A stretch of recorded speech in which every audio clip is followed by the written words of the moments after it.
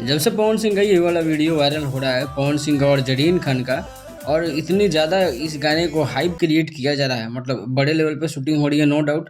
ऐसे तो भोजपुरी गाने ज़्यादातर एक ही जगह पे शूट हो जाते हैं, कई गाने हैं आप देख सकते हो। लेकिन पवन सिंह का ये बॉलीवुड गाना आखिरकार बहुत बड़े बजट का गाना है, टी सीरीज का गाना। और इस गाने में देख सकते हैं आप, अच्छे अच्छे लोकेशन पे दो तीन जगह पे शूटिंग की जा रही है। वहीं अक्षरा सिंह के साथ जब से पवन सिंह की टीम के सारे मेंबर जो है, 2-3 नामी-नामी मेंबर्स ने जो धोखा किया है पवन सिंह के साथ, उस पे पवन सिंह ने कोई जवाब नहीं दिया अब तक। वो अपने शूटिंग में व्यस्त हैं।